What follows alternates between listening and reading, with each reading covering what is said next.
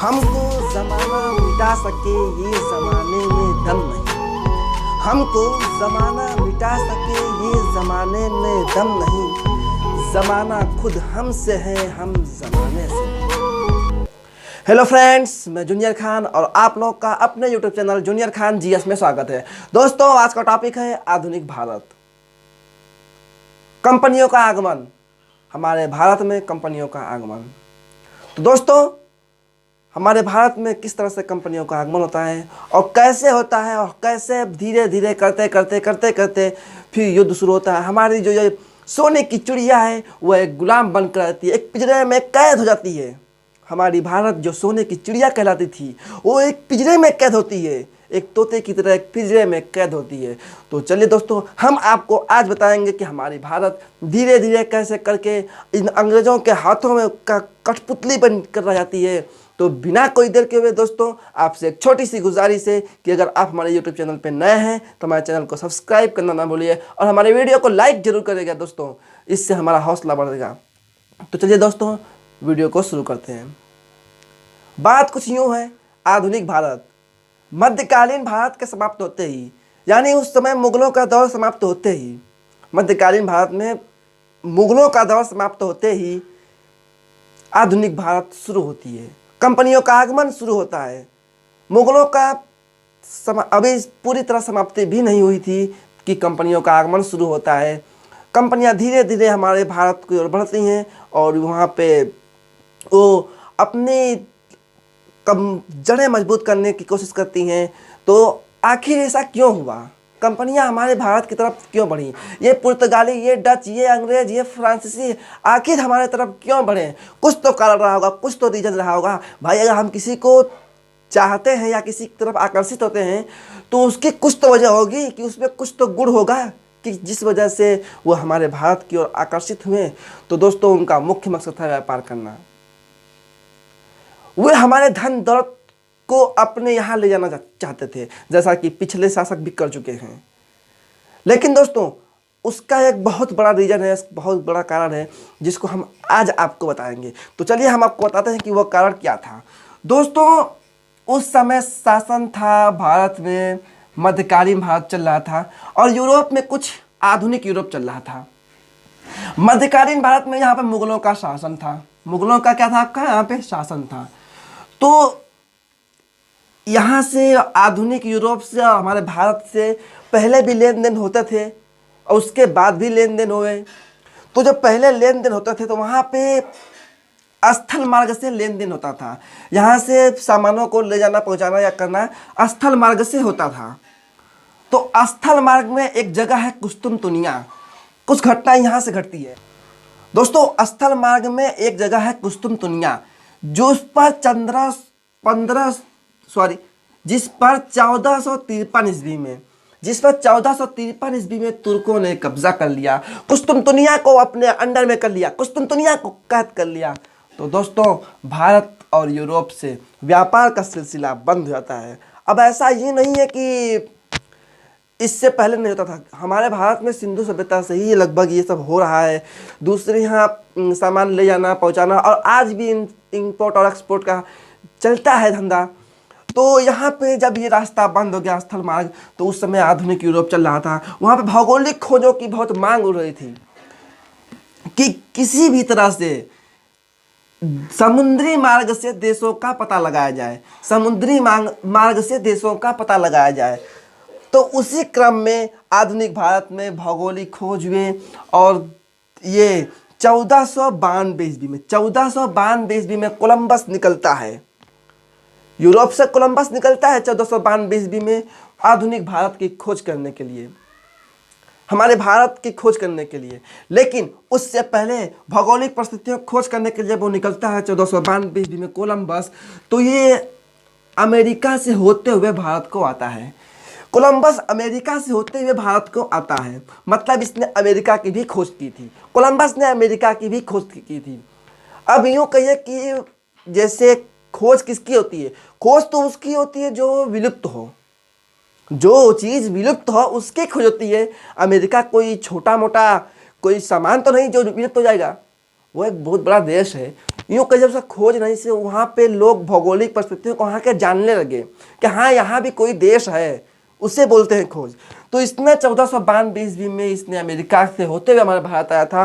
और उसके बाद ये पुर्तगाली वास्को डी गामा पुर्तगाली जो कि 1498 ईस्वी में हमारे भारत में ये आपके आए। 1498 ईस्वी में कालीकट पे आए थे हमारे वास्को डी गामा, बंदरगाह पे, कालीकट बंदरगाह पे आए थे वास्को डी गामा। तो 1498 में जब इन्होंने कालीकट के बंदरगाह पे आए तो यहाँ से ये कुछ सामान ले गए, कुछ मसाले ले गए, और ये यहाँ से ले जाने के बाद अपने यहाँ यूरोप में इसे बेचे। तो इनको कुल जोड़ जाड़ कर, मतलब कि इनका जितना नफ़ा नुकसान सब इनको जोड़ जाड़ कर कितना इनका आने में खर्च हुआ, कितना जाने में खर्च हुआ, कितना सामान पे खर्च हुआ, कितना टैक्स लगा, इन सब को जोड़ने के बावजूद इनको लगभग उस सामान का 60 गुना फायदा हुआ। कितना? 60 गुना फायदा हुआ।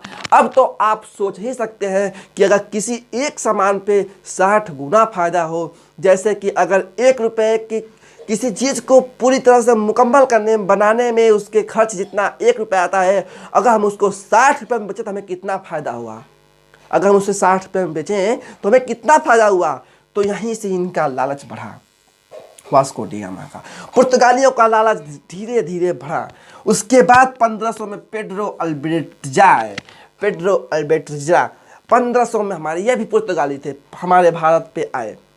फिर 1502 में ये आपके वास्को डी गामा आए। वास्को डी गामा फिर 1502 में आए।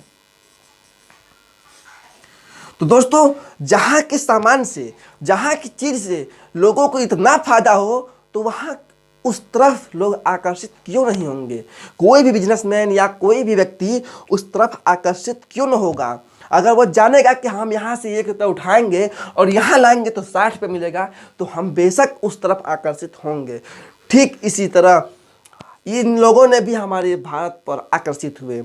तो दोस्तों, इसी क्रम में कंपनियों के आगमन में थोड़ा हम लोग देख लेते हैं कि कंपनियों का आगमन कुछ यूँ शुरू होता है।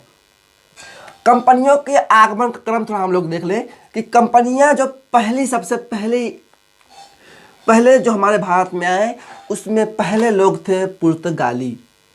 पुर्तगाल से आए हुए लोग 1498 में प्रथम पुर्तगाली कौन आया, तो वो आपका है वास्को डी गामा। एक अच्छा और बेस्ट क्वेश्चन कि प्रथम पुर्तगाली जो कि हमारे भारत में आया था और किस सन में आया था, तो प्रथम पुर्तगाली वास्को डी गामा हमारे भारत में 1498 ईस्वी में कालीकट के तट पे, कालीकट के बंदरगाह पे आया पुर्तगाली, प्रथम पुर्तगाली। उसके बाद दोस्तों डच आए जो कि 1595 ईस्वी में हमारे भारत में आए। वो 1595 ईस्वी में डच आए। उनके बाद अंग्रेज आए 1600 ईस्वी में। ये अंग्रेज जिन्होंने हमारी भारत को कठपुतली की तरह नचाया। कैसा? कठपुतली की तरह नचाया। उसके बाद हमारे भारत में फ्रेंच आए जो कि 1664 ईस्वी में आए। तो दोस्तों 1664 ईस्वी में फ्रेंच आए। अब कंपनियों का स्थापना क्रम, जैसे जैसे ये लोग यहाँ पे पुराने होते गए, जैसे पुर्तगाली आए 1498 ईस्वी में, तो वहाँ पे जब इन्होंने इनका व्यापार यहाँ पे कुछ समझा कि यहाँ कितना फायदा कितना नुकसान, तो यहाँ पे इन्होंने अपना एक कंपनी स्थापित कर दिया, यहाँ पे अपना एक ऑफिस बना लिया। तो चलिए हम आपको बताते हैं कि कौन कब अपना ऑफिस बनाया।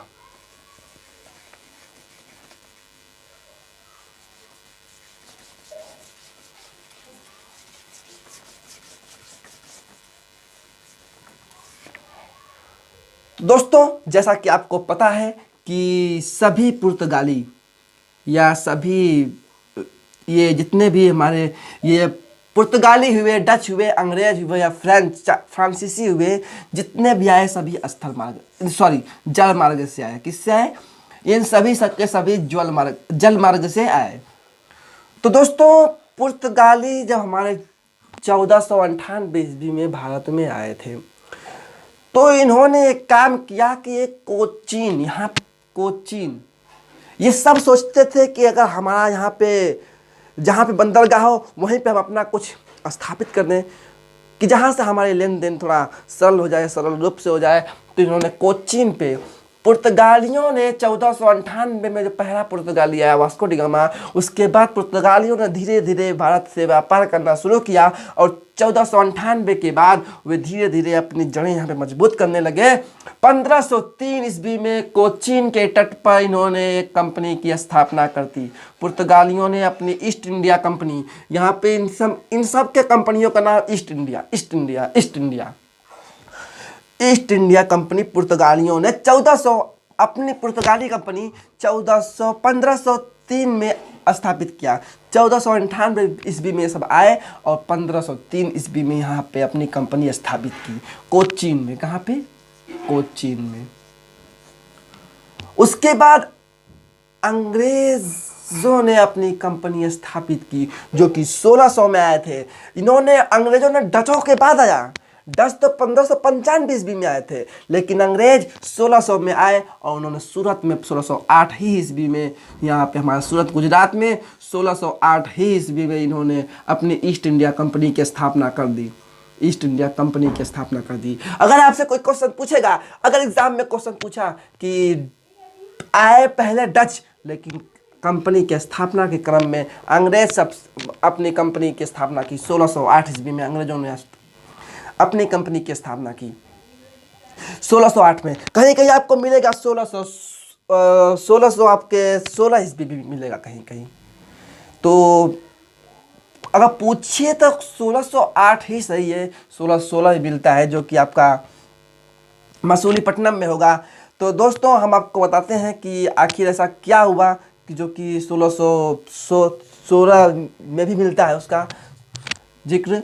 तो जब यहाँ पर जहांगीर के शासनकाल में जब अंग्रेज आए, कैप्टन हॉकिंस जो कि अंग्रेज हमारे जहांगीर के काल में आए थे, तो यहाँ पे उन्होंने अपनी कंपनी का निर्माण करना, जब जहांगीर ने सबको आदेश मतलब छूट दे दिया था कि कंपनी की स्थापना कर सकते हैं, तो यहाँ पे जब कंपनी की स्थापना कर रहा था तो वहाँ पे इसको लगभग 1611-12 तक, ये 1612 या 13 तक इसकी कंपनी, 13 में जाकर इसकी कंपनी तैयार हुई।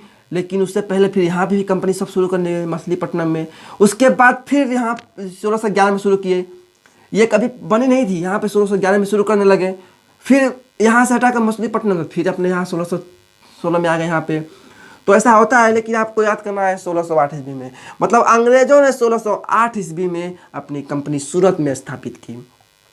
फिर डच जो कि दूसरे नंबर पे आए थे, लेकिन तीसरे नंबर पे अपनी कंपनी की स्थापना कर रहे हैं। मछलीपट्टनम में डचों ने 1602 में आए थे और 1605 ईस्वी में स्थापना कर दी। 1605 ईस्वी में इन्होंने अपनी कंपनी की स्थापना मछलीपट्टनम में, कहाँ पे? मछलीपट्टनम में 1605 ईस्वी में अपनी कंपनी की स्थापना 1605 ईस्वी में मछलीपट्टनम में इन्होंने कर दी। फ्रांसीसियों ने 1664 ईस्वी में जो कि आए थे, इन्होंने 1668 ईस्वी में यहीं पे जहाँ पे अंग्रेजों ने अपना सूरत में कंपनी स्थापित की थी, यहीं पे इन्होंने भी 1668 में अपनी कंपनी की नींव डाल दी। सूरत में अपना एक ऑफिस बना लिया कि जितना भी यहाँ से सब उठेगा सामान, यहाँ से जितना भी सामान निकलेगा हमारे देश के लिए, पहले यहाँ से टैक्स फैक्स क्या क्या लगता है वो सब टूटने के बाद यहाँ पे आएगा, यहाँ पे कटने पटने के बाद आएगा। तो दोस्तों आपको पता ही चल चुका होगा कि जो हम ये कंपनियों की स्थापना का क्रम में हम आपको क्लियर कर चुके हैं। तो एक बार मैं फिर से रिपीट करता हूँ। पुर्तगाली जो कि सबसे पहले आए थे 1498 ईस्वी में, उन्होंने यहाँ पे भारत में आया।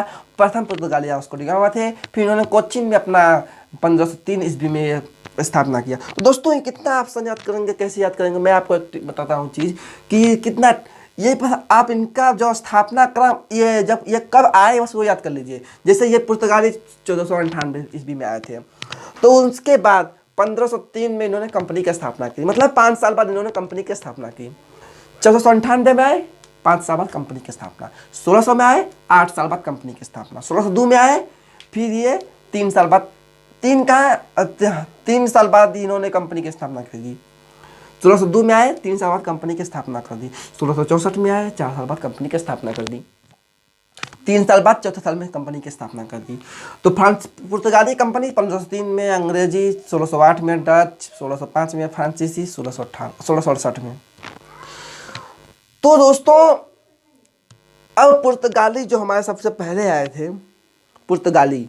पुर्तगालियों ने अपना यह सोचा कि यहाँ पे हम अपना वायसराय रखें, यहाँ पे भारत में हम अपना वायसराय को छोड़ें जो कि यहाँ की हर नीति को समझे, हर बात को समझे कि यहाँ पे कैसे क्या होता है। तो उन्होंने इनका पुर्तगालियों का पहला वायसराय जो है वो है आपका अल्मीडा। क्वेश्चन पूछा भी है और पूछता रहेगा और पूछ सकता भी है कि अल्मीडा, प्रथम पुर्तगाली वायसराय अल्मीडा, जो कि 1505 ईस्वी में आए, 1509 ईस्वी तक इन्होंने रहा। इससे पहले मैं आपको बता दूं एक बहुत बहुत बहुत बढ़िया क्वेश्चन कि प्रिंटिंग प्रेस जो हमारे भारत में शुरुआत हुई थी, प्रिंटिंग प्रेस, वे पुर्तगालियों के ही समय से प्रिंटिंग प्रेस की शुरुआत हमारे भारत में हुई थी। मतलब कि पुर्तगालियों के ही समय से प्रिंटिंग प्रेस की शुरुआत हमारे भारत में हुई। फिर इनका जो प्रथम वायसराय है अल्मीडा, जो कि 1505 ईस्वी में आए और 1509 ईस्वी तक इन्होंने रहा। ये प्रथम वायसराय है पुर्तगालियों के। तो उन्होंने एक नीति चलाई जो कि ब्लू वाटर पॉलिसी की नीति है। इनकी ये नीति थी, ब्लू वाटर पॉलिसी की नीति, कि सभी बंदरगाह पे अपना कब्जा हो, सभी बंदरगाह पे क्या हो, अपना कब्जा हो। इनके वायसराय जब तक इन्होंने, मतलब यहाँ कह सकते हैं कि जब तक ये अपने पद पर रहे, वायसराय के पद पर रहे, तो इनकी जो मुख्य नीति, जहाँ से टॉपिक क्वेश्चन बनता है कि ब्लू वाटर पॉलिसी की नीति किस वायसराय ने शुरू की, तो आपका है अल्मीडा। अल्मीडा जो कि प्रथम वायसराय पुर्तगाली थे, अल्मीडा, इन्होंने ब्लू वाटर पॉलिसी की शुरुआत की थी। ब्लू वाटर पॉलिसी की शुरुआत अल्मीडा ने दी थी। उसके बाद ये आते हैं अल्बुकर्क, 1509 से 1515 ईस्वी तक इन्होंने रहा।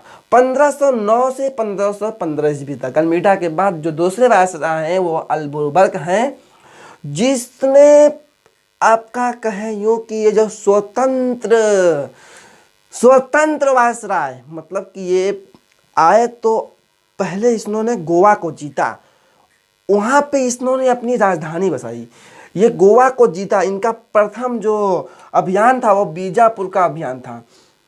बीजापुर का अभियान 1510 ईस्वी में अल्बुकर्क ने किया, जो कि द्वितीय वायसराय थे पुर्तगालियों के। द्वितीय वायसराय पुर्तगालियों के बीजापुर का अभियान 1510 ईस्वी में किया और आदिल शाह से इन्होंने गोवा को जीत लिया।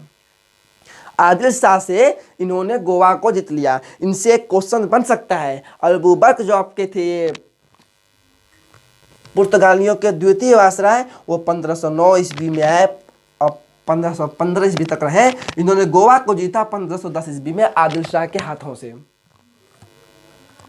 तीसरे वायसराय निनोंडी कुन्हा, जो कि इससे पहले गोवा को जीता था अल्बुकर्क ने, लेकिन गोवा को राजधानी बनाने वाले निनोंडी कुन्हा है। इन्होंने अल्मीडा ने अपनी राजधानी कोचिन को बनाया और निनोंडी कुन्हा ने गोवा को राजधानी बनाया, अपनी राजधानी गोवा को बनाया। जो इन्होंने एक, इनके जो प्रमुख कुछ यहाँ से जो क्वेश्चन बनते हैं, मैं क्वेश्चन आपको बताता हूँ। ये इनका जो प्रमुख कार्य है, इन्होंने 1535 में द्वीप को अपने अंडर में कर लिया और 1559 को दमन को अपने अंडर में कर लिया। और एक और आपको इंटरेस्टिंग फैक्ट बताते हैं आपको हम, कि सबसे पहले हमारे भारत में पुर्तगाली ही आए थे और सबसे लास्ट में हमारे देश को छोड़कर भी गए। वो 1498 ईस्वी में यह हमारे भारत में आए थे और आपका 1561 में, 1547 में हमारा देश आज़ाद हुआ। गोवा को 1561 में इन्होंने छोड़कर चले गए। इतने साल बाद समझे, सबसे लास्ट में भी गए कि गोवा को आज़ाद किए। फिर गोवा की राजधानी, ये आपको बताया है, 1535 में इन्होंने द्वीप को और दमन को इन्होंने निनोंडी कुन्हा ने अपने अंडर में किया, जो ये दमन और द्वीप को अपने अंडर में कर लिया, पुर्तगालियों के अंडर में कर लिया। उसके बाद दोस्तों एक हम आपको बताते हैं कि ये अब पुर्तगालियों से क्वेश्चन होता है समाप्त। अब जो दूसरा आपका है वो डच है। डच जो कि 1595 ईस्वी में आए थे। डचों ने पहले इंडोनेशिया में गए। पहले कहाँ गए? इंडोनेशिया। हमारे भारत के इंडोनेशिया निचले स्थान पे, इधर श्रीलंका इधर इंडोनेशिया को गए। पहले डचों ने इंडोनेशिया गए और यहाँ से इन्होंने मसाला लिया, मसाला लेकर यहाँ पे अपने देश में बेचा, अपने यहाँ बेचा, यहाँ बेचा। इंडोनेशिया से इन्होंने मसाला का व्यापार किया। 1595 ईस्वी में डच हमारे भारत पे आए, लेकिन सबसे पहले इन्होंने इंडोनेशिया गया। उसके बाद हमारे भारत आए। भारत में इन्होंने वस्त्र का व्यापार किया। हमारे यहाँ के खादी सूती वस्त्रों को ये अपने देश ले जाते थे, वहाँ बेचते थे, महंगे दामों में बेचते थे। हमारे यहाँ सस्ते दाम में उठाते थे, हमारे मजदूरों से सस्ते दामों में उठाते थे हमारे खादी वस्त्र को, हमारे सूती वस्त्र को, और वहाँ पे आप महंगे दामों में बेचते थे, कीमती वस्त्रों बेचते थे। तो इन्होंने भारत में, डचों ने भारत में वस्त्र का पर फोकस ज़्यादा किया। लेकिन दोस्तों डच, मैं आपको ये बताना भूल गया कि डच आए थे, उसका जो नेतृत्व कर रहे थे वो डच, किसके नेतृत्व में डच यहाँ पे आए थे? तो आप कहे कोर्नेलियस हाउटमैन। ये क्वेश्चन बहुत बार पूछा, डचों ने किसकी नेतृत्व में भारत में आए? तो आप कहे कोर्नेलियस हाउटमैन। क्या? Cornelius Houtman. फिर क्या? Cornelius Houtman. फिर जैसे हमारे यहाँ पे भारत में पुर्तगाली से बाद फिर डच आए, फिर डचों के बाद अंग्रेज आए। डचों के समय एक मुख्य युद्ध हुआ। हमसे कुछ डचों के बारे में ज़्यादा कुछ नहीं पढ़ना है, लेकिन जो मुख्य पॉइंट हम 3-4 पॉइंट है उसको हम बता देते हैं आपको, है कि इनका जो कंपनी इन्होंने स्थापना की वो 1605 ईस्वी मसूलीपट्टनम में क्या था। फिर 1659 में इनके समय एक युद्ध हुआ। 1659 में एक युद्ध हुआ, वेड्रा का युद्ध। ये क्वेश्चन पूछेगा भी, वेड्रा का युद्ध। वेड्रा का युद्ध किसके किसके बीच हुआ? तो ये अंग्रेजों और डचों के बीच हुआ। वो अंग्रेज जो कि हमारे तीसरे नंबर पे आए, हमारे भारत में 1600 में आए, वे अंग्रेजों और डचों के बीच 1759 में एक युद्ध होता है। ये युद्ध वेड्रा का युद्ध कहलाता है, जो कि बंगाल में हुआ था। इस युद्ध में पूरी तरह से डचों की सुपारा समाप्त होता है, डचों का यहाँ से सुपारा साफ होता है और अंग्रेज यहाँ पे शासन धीरे धीरे करने शुरू करते हैं। डच का यहाँ से बोरिया बिस्तर सब बांधते हैं और वो प्यार से अपने यहाँ चले जाते हैं। वे डच यहाँ से उनका सुपारा समाप्त होता है। हमारे अंग्रेज यहाँ पे आए और उन्होंने कठपुतली की तरह हमारे सोने की चिड़िया को नचाया। मैं फिर कह रहा हूँ, कठपुतली की तरह हमारे सोने की चिड़िया को नचाया। इसके बाद अंग्रेज धीरे धीरे आए हमारे भारत पे। जब हमारे यहाँ के लोगों को हमारे शासकों ने इन कंपनियों में खूब मदद किया था, क्योंकि बस उन्हें लगा कि यहाँ से बस सिर्फ व्यापार करेंगे और यहाँ अपने यहाँ बेचेंगे, जिससे हमारी आर्थिक स्थिति भी सही होगी, हमारी आर्थिक स्थिति भी सही होगी, सुधरेगी आर्थिक स्थिति। तो भाई जिसका ज़्यादा सेल होगा उसकी आर्थिक स्थिति सुधरेगी अपना ऑटोमेटिक। तो वो समझे कि ऐसा उन्होंने भी कंपनियों में बहुत सहायता की, कंपनियां बनवाने में भी सहायता बहुत मदद की इन सब अंग्रेजों, डचों और फ्रांसीसियों और पुर्तगालियों की। तो क्या हुआ कि ये जब उन्हें लगने लगा कि व्यापार के साथ साथ हमारे राजनीतिक में भी हस्तक्षेप कर रही है, हमारे राजनीतिक समस्याओं में भी हस्तक्षेप कर रहे हैं, हमारे देश की जो समस्या है वो हमारी जनता न सुलझेगी, हमारे घर की समस्या हमारे घर के परिवार के लोग सुलझाएंगे कि बाहरी कोई सुलझाएगा। तो जब उन्हें ये लगा, ये बात लगा, तो धीरे धीरे इन सबको भगाने का विद्रोह करना शुरू किया, जो कि 1857 ईस्वी से शुरू होता है। विद्रोह हमारे भारत का शुरू होता है 1857 ईस्वी से। तो उसका वीडियो हम लोग आगे लाते रहेंगे। लेकिन दोस्तों हम आज की वीडियो में बस सिर्फ ये 2 चीज़ पढ़ रहे हैं, पुर्तगाली और डचों के बारे में, और फिर इसके आगे हम लोग अंग्रेजों और फ्रेंच के बारे में कल या अगले वीडियो में पढ़ेंगे हम लोग। दोस्तों आज के लिए बस इतना ही, मिलेंगे अब अगले वीडियो में। लेकिन दोस्तों उससे पहले आपसे एक छोटी सी गुजारिश है कि अगर आप हमारे यूट्यूब चैनल पर नए हैं तो हमारे चैनल को सब्सक्राइब करें, हमारे बेल आइकन को प्रेस करते हैं, जिससे आपको नोटिफिकेशन मिलता रहेगा, हमारे ये वीडियो का नोटिफिकेशन मिलता रहेगा। लेकिन दोस्तों अगर आपको वीडियो पसंद आए तो वीडियो को ज़्यादा से ज़्यादा शेयर करें और हमारे सपोर्ट करें। तो चलिए दोस्तों, तब तक के लिए गुड बाय।